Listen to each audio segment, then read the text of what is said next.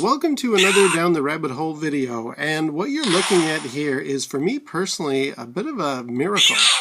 We're watching Final Fight Revenge for the Sega Saturn being played, and I'm really thrilled that I finally have the chance to play this game.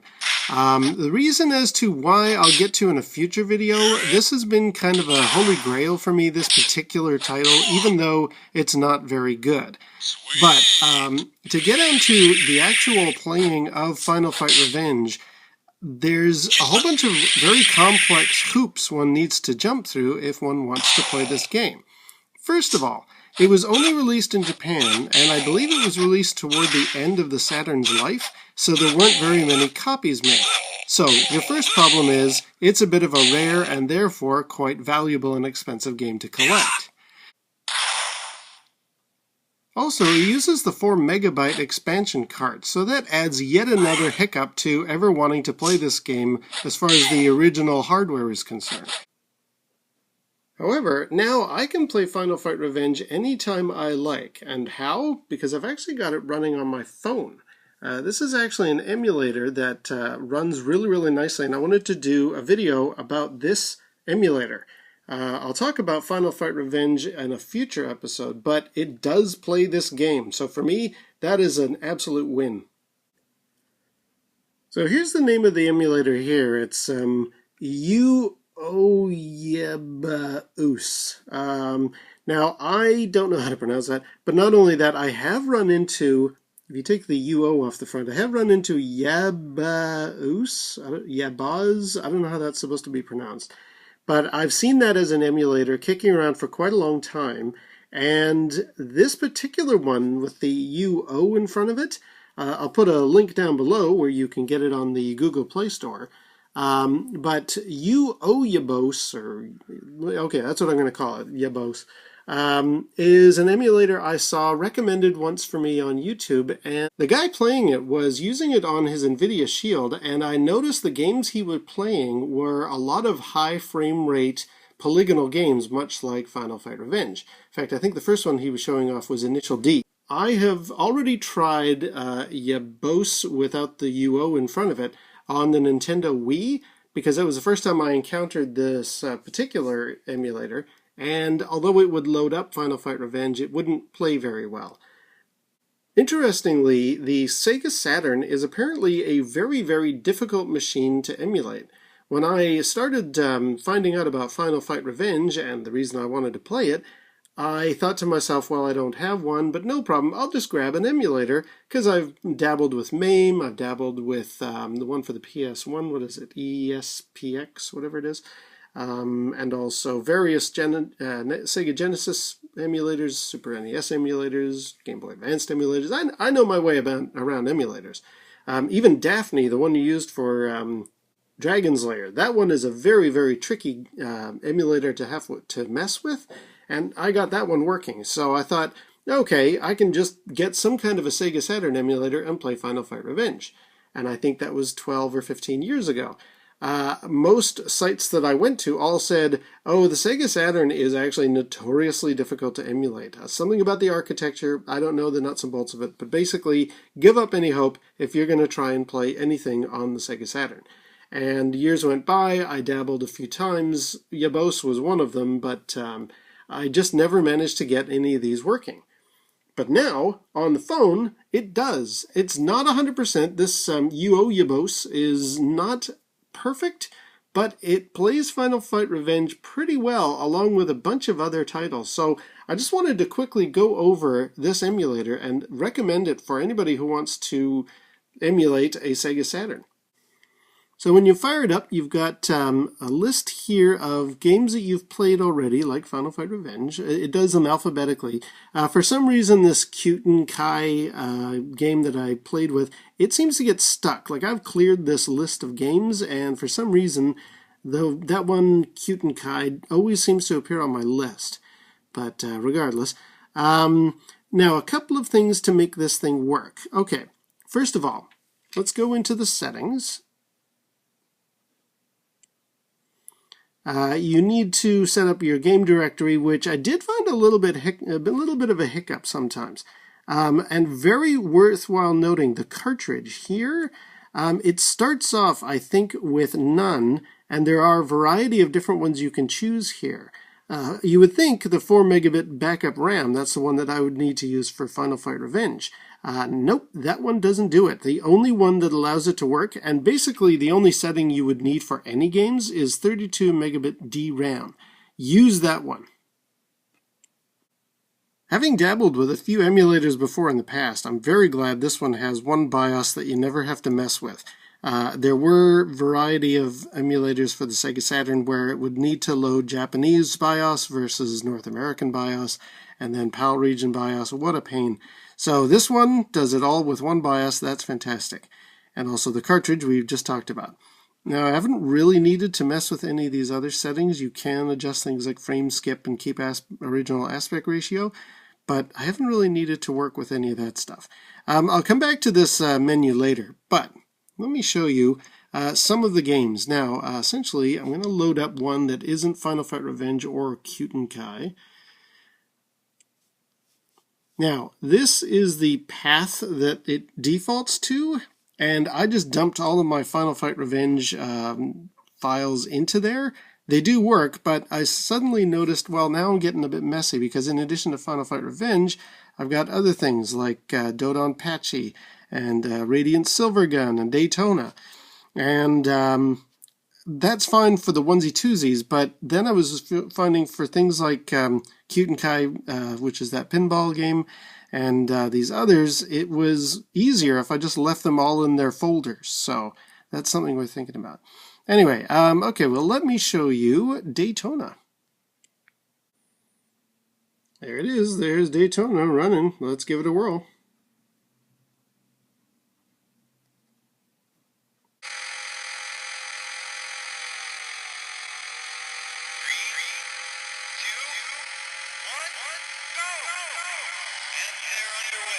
There we go. There's Daytona playing. Now, it's very, very hard to do this with the with the touchpad, but you can see. Oh, geez, I'm all over the darn screen here. You can see it is playing. Like it's really smooth, runs really, really well. There's no way in heck I'm going to win this race, but it's doable. Usual draw distance. Yes, it's very, very hard to do this with the touchscreen. Okay. And I guess that brings me to my my biggest recommendation and also gripe about this thing. This is not playable with a touchscreen. You definitely want to have some kind of controller for this thing. So let's just stop right there because there's no way that's going to work. But let me pause.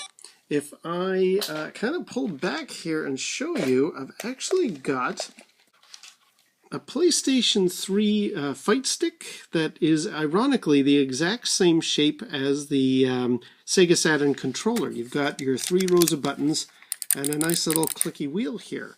Now this uses USB, but because this is on an Android phone, all I needed to do was get an on-the-go cable, which you use for plugging in like a keyboard or mouse to an Android phone, one that has a USB-C connector on it for my phone. And I can plug in this PS3 connector and plug that into this.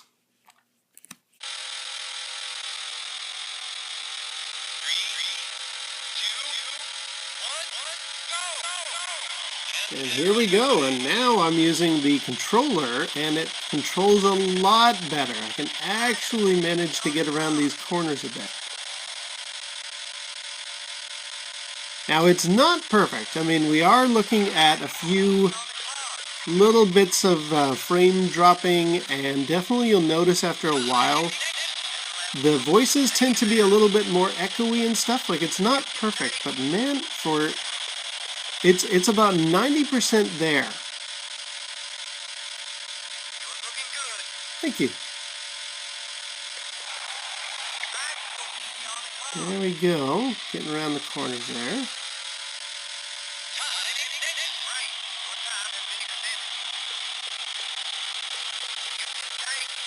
Well, let me show you, let's fire up Radiant Silvergun next.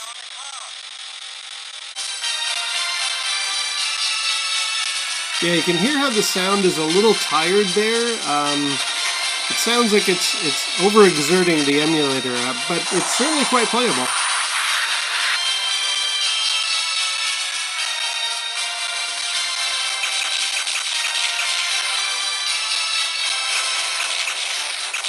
As I understand it, this is quite the beloved game on the Saturn. Oh, there we go. I'm not too good at it.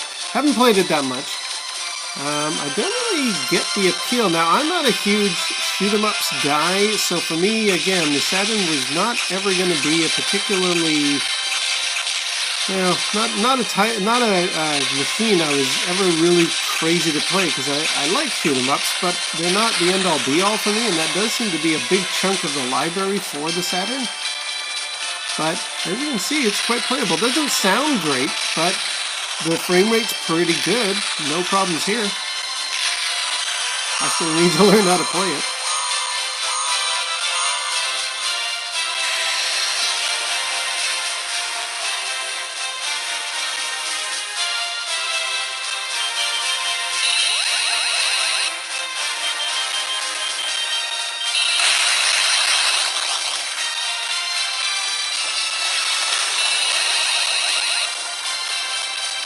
That's enough of that. Let me show you another shoot 'em up, one that has a really nice feature in it. I also meant to show off, when you exit out of a game, and sort of push here and go to out, you actually have options for things like saving your state. You can actually take a snapshot of what the game was like at your last playthrough. So that's a really neat feature. Anyway, let's exit out.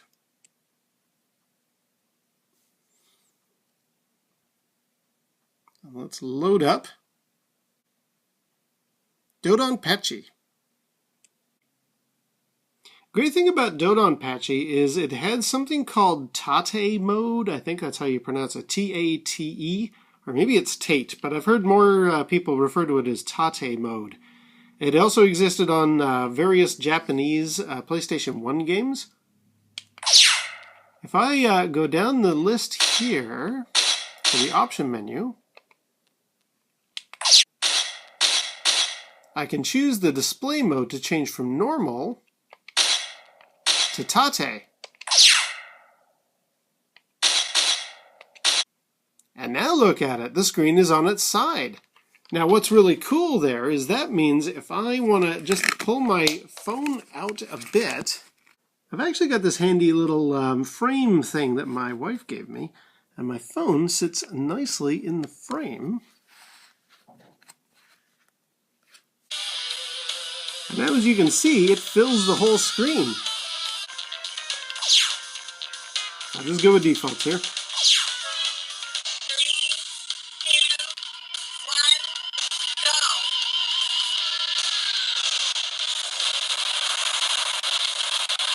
And again, it sounds like it's hiccuping a little bit, but the frame rate is really, really nice.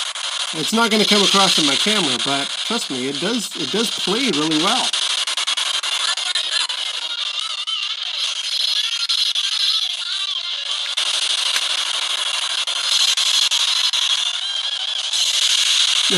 You got me. Let me show you another one that I really like for Tate mode.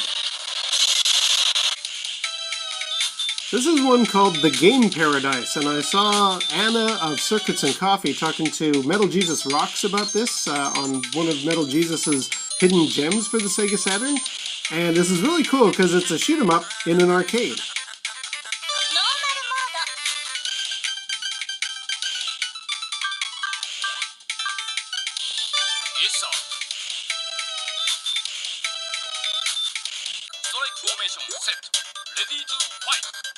There you go, you're actually shooting, I guess, yen coins in an arcade over a bunch of candy cabs. Really like this game. And it runs super smooth, like really well done. This really shows what the emulator is capable of. Now, unfortunately, it's not perfect. A couple of games I'd like to be able to play are Mass Destruction, and if I try to fire that one up, if I use the bin file, which has been working for everything else, anyway, as you can see, I'm just getting a blank screen, and it'll just sit there for ages. So Mass Destruction doesn't work. There is actually a good website that shows you what games are capable or compatible and which ones aren't. Again, I'll put a link down below as to which titles are usable and which ones you can't with this particular emulator, at least under the current version. Radmobile, also known as Gale Racer, does kind of run, not perfectly though. With these files, I think it's the MDS version that you want to run.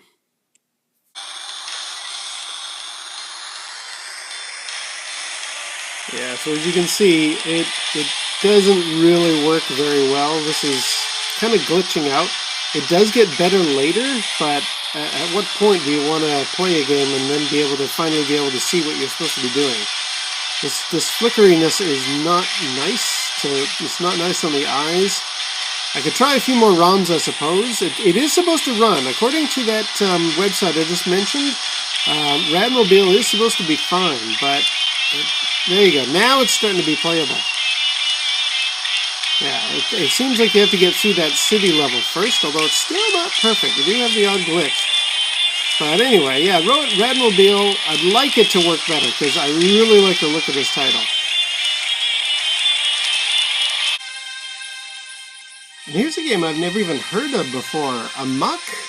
Why has nobody told me about this thing? It's a really cool kind of a mech game where you...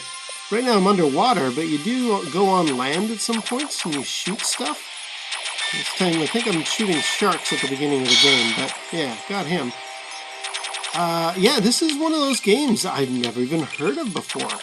I want to actually do a bit of a shout out. There's a channel I've just subscribed to, Sega Lord X. Not that he needs any help from me. He's got quite a few subscribers. I think about 3,000 or so. But he really covers, it was through him that I discovered Amok, and I just thought, hey, this guy's great, and he does all Sega stuff, Sega Genesis, Sega Game Gear even, but his really, sort of, his main claim to fame, or at least for me, is that he talks about Sega Saturn stuff, and he does it in a really good, detailed manner. So, yeah, big thanks to Sega Lord X for letting me know about Amok. Nobody talks about this. They're too busy talking about Radiant Silvergun. Anyway, I'll put a link below to his channel as well.